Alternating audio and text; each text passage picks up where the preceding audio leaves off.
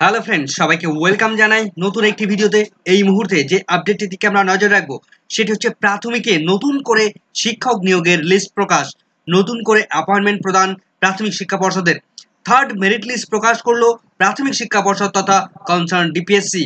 দীর্ঘদিনের বঞ্চনার অবসান ঘটিয়ে অবশেষে শিক্ষক নিয়োগের প্যানেলে নাম ইনক্লুড করতে পারলেন বেশ কিছু চাকরি প্রার্থী। তো নতুন করে কারা চাকরি পেতে চলেছেন, কাদের নাম আছে এই মেরিট লিস্টে, সরাসরি প্রাথমিক শিক্ষক নিয়োগের থার্ড মেরিট লিস্ট দেখে নেব আমরা এই ভিডিওর মধ্যে।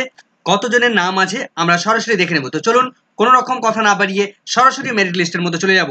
তো কলকাতা হাইকোর্টের নির্দেশ মতো মাননীয় বিচারপতি রাজশেখর মান্থা তিনি একটি গুরুত্বপূর্ণ নির্দেশ দিয়েছিলেন যে প্রাথমিকে এই যারা পিটিশনার ছিলেন তাদেরকে শিক্ষক পদে নিয়োগ করার জন্য তিনি নির্দেশ দিয়েছিলেন। তো ইতিপূর্বেই দুটো মেরিট লিস্ট প্রকাশিত হয়েছে, কিন্তু বেশ কিছু পিটিশনাররা তারা সেই মেরিট লিস্টের মধ্যে ইনক্লুডেড হতে পারেননি। তার ফলে সেই সমস্ত ক্যান্ডিডেটরা তারা কলকাতা হাইকোর্টের কাছে আবার দ্বারস্থ হয়েছিলেন এবং পুনরায় সেই সমস্ত ক্যান্ডিডেটদেরকে অ্যাপয়েন্টমেন্ট প্রদানের নির্দেশ দিয়েছেন এবং তাদেরকে নাম এই থার্ড মেরিট লিস্টে ইনক্লুডেড করে দিলেন। তো সেই মেরিট লিস্ট সরাসরি দেখে নেব আমরা। তো আমরা দেখতে পাচ্ছি কলকাতা হাইকোর্টের নির্দেশ মতো নর্থ চব্বিশ পরগনা ডিস্ট্রিক্ট প্রাইমারি স্কুল কাউন্সিলের পক্ষ থেকে যে মেরিট লিস্ট প্রকাশিত হয়েছিল, ইতিপূর্বে দুটি মেরিট লিস্ট প্রকাশিত হয়েছিল, তো তারপরে থার্ড মেরিট লিস্ট আবার আপডেট করে নতুনভাবে প্রকাশিত হয়েছে। তো details of the writ petitioner primary teachers recruitment process 2009, অর্থাৎ 2009 সালে যে প্রাথমিক শিক্ষক নিয়োগ প্রসেস শুরু হয়েছিল সেই নিয়োগ প্রসেস এসে গিয়ে 2024 সালে সেই সমস্ত নিয়োগ প্রসেস আবার করতে হচ্ছে। তো সেই সময় 2009 সালে যারা বঞ্চিত হয়েছিলেন বলে মনে করছিলেন তারা কলকাতা হাইকোর্টের দ্বারস্থ হয়েছিলেন, কেননা সেই 2009 সালে যখন রিক্রুটমেন্ট প্রসেস শুরু হয় তখন মাধ্যমিকের মার্কসের উপর বেস করে একটা কাট অফ মার্কস নির্ধারণ করা হয়েছিল। সেই কাট অফ মার্কসের বেশি এই সমস্ত পিটিশনার, এই সমস্ত মামলাকারী তাদের মার্কস বেশি ছিল, তা থাকা সত্ত্বেও তারা কিন্তু সেই সময় শিক্ষক নিয়োগ প্রসেসে অংশগ্রহণ করতে পারেননি। তার ফলে কলকাতা হাইকোর্টের দ্বারস্থ হয়েছিলেন এবং কলকাতা হাইকোর্ট অর্থাৎ মাননীয় বিচারপতি রাজশেখর মান্থা তিনি কিন্তু সেই সমস্ত পিটিশনারদের লিস্ট এবং তাদেরকে অ্যাপয়েন্টমেন্ট দেওয়ার নির্দেশ দিয়েছেন। তো ইতিপূর্বে আমরা দেখে নিয়েছি যে প্রথম দুটো মেরিট লিস্টে কাদের কাদের নাম ছিল, ডিটেলস আমরা দেখে নিয়েছি। তো আমরা দেখবো যে থার্ড মেরিট লিস্টে কাদের নাম ইনক্লুড করা হয়েছে এবং কতজনের নাম এক্সট্রা ভাবে ইনক্লুড হয়েছে। তো প্রথমে আমরা দেখতে পাচ্ছি বাদিকে একদম সিরিয়াল নাম্বার রয়েছে, কোনো ক্যান্ডিডেটের রোল নাম্বার রয়েছে, নেম এবং ফাদার্স নেম, ওই ক্যান্ডিডেটের নাম এবং তার বাবার নাম রয়েছে এবং তার অ্যাড্রেস রয়েছে এই কলামটিতে, তার ডেট অফ বার্থ রয়েছে এই কলামটিতে, তার সাবজেক্ট অ্যান্ড ক্যাটেগরি রয়েছে অর্থাৎ জেনারেল, এসসি, এসটি, ওবিসি এই কলামটিতে রয়েছে, তার ওএমআর এর মার্কস, তিনি ওএমআর শিটে যে মার্কস পেয়েছেন সেই মার্কস রয়েছে এই কলামটিতে, সাবজেক্ট মার্কস, তিনি সাবজেক্টে কে কত মার্কস পেয়েছেন সেটা এখানে রয়েছে।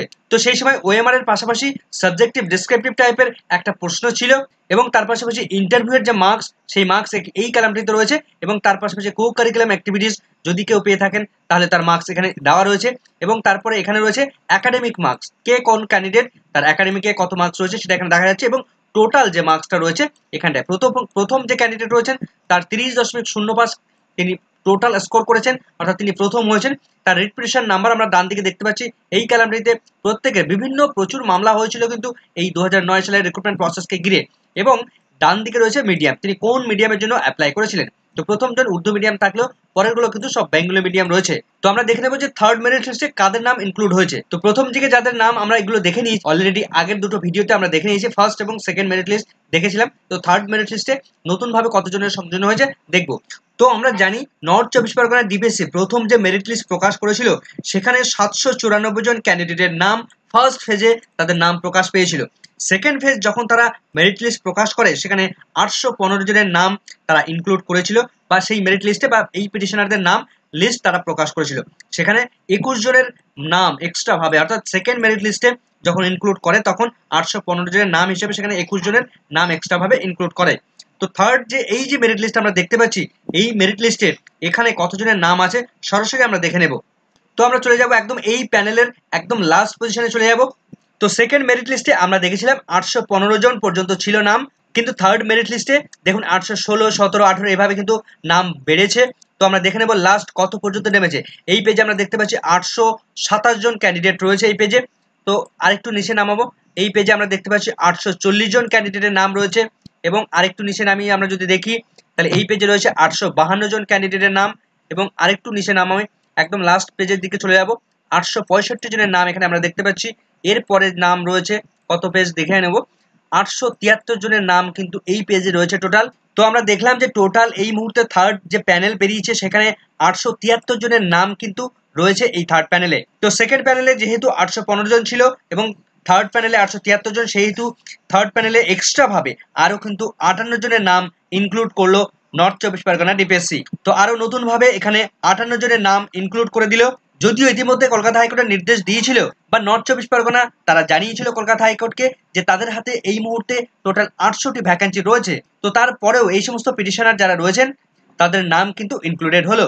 তবে এই সমস্ত যারা পিটিশনার বা এই সমস্ত মেরিট লিস্টে যাদের নাম ইনক্লুড হলো তাদের র্যাঙ্ক কিন্তু অনেকজনের পরিবর্তন হয়েছে, কেননা তাদের যে টোটাল মার্কস, সেই টোটাল মার্কস অনুযায়ী লাস্ট যে 58 জনের নাম ইনক্লুড হলো তাদের মেধা অনুসারে বা তাদের যে টোটাল স্কোর, সেই স্কোর অনুসারে তাদের যে স্থান বা তাদের যে র্যাঙ্ক হয়েছে সেই র্যাঙ্কে তারা কিন্তু প্লেস নিয়ে ফেলেছেন।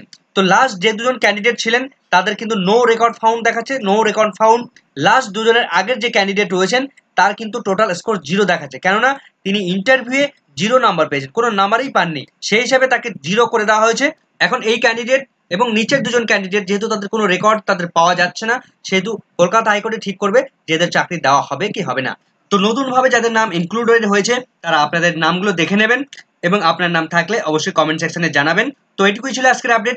ভিডিওটি সম্পূর্ণ দেখার জন্য সকলকে ধন্যবাদ।